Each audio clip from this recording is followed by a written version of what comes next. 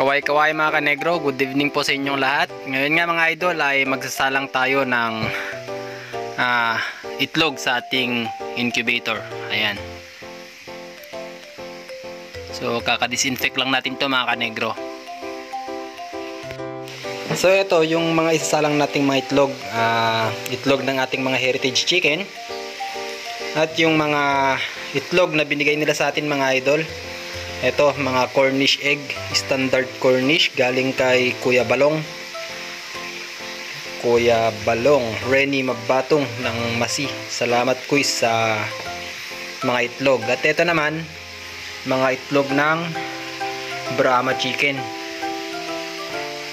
Ayan, na-unlock natin yung mga target natin na mga breeds mga kanegro. Hoping na mapipisa sila. Maganda yung pagkaka-incubate niya para mapisa lahat yung mga itlog natin, or kung hindi man lahat, at least magkaroon man lang tayo ng breed sa mga Cornish tsaka Brahma.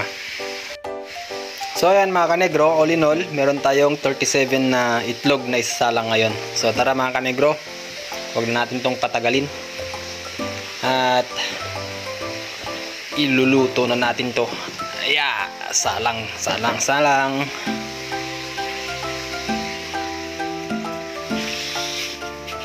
Ayan. So dito sa baba naman, ito 2 weeks na yung mga to mga kanegro. Magto 2 weeks I mean. Ayan yung ating mga itlog.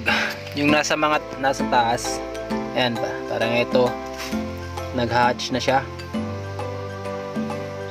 Nauna yung mga to mga idol, kaya linagay ko dito sa taas na parte ng ating setter.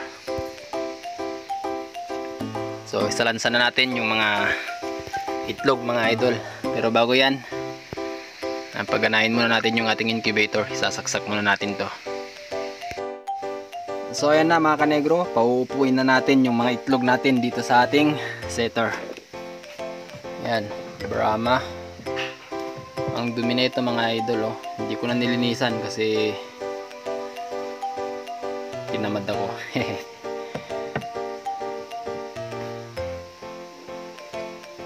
Brahma.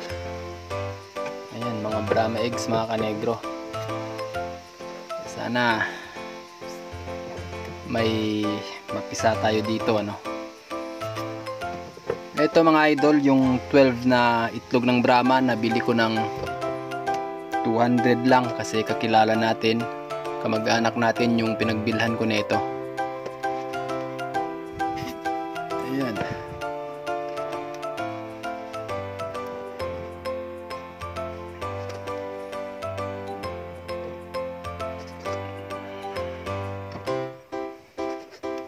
So may 12 eggs tayong Brahma.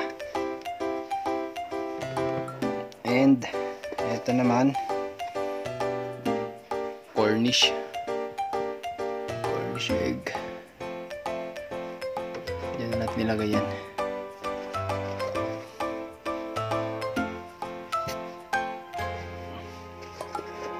Shout out po pala kina Kuya Balong, Renny Mabatong ng Masi. Salamat po sa Cornish egg. Ayan. And shout out na rin kay Uncle Endo ng Kabaggan, Pamplona. Ayan. Siya rin yung nagmulan ng mga Brahma eggs. So ayan sila ngayon, yung mga heritage naman natin. Tabi-tabihin na natin yan dito mga idol. Dito nga pala sa ating sasalang, may dalawa rin tayong itlog dito ng Ameraquana mga idol, galing sa ating mga breeders. Ayan, Ameraquana, kulay blue ang itlog niya.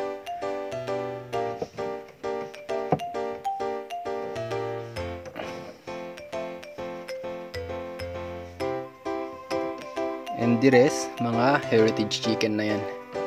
Black Astrolorps,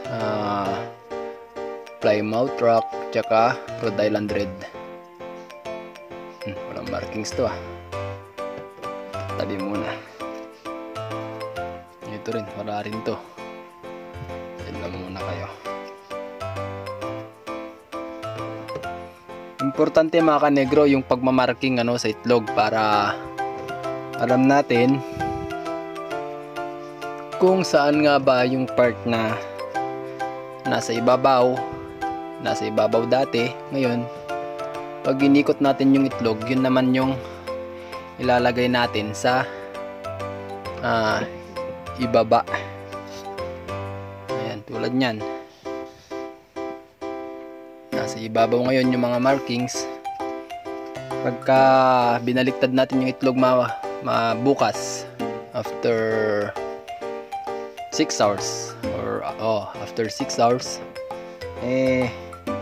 nasa bandang ilalim naman yung mga markings natin. Yan, para hindi tayo malito or mas sure na mabaliktad natin lahat ng itlog pagka may markings tayo.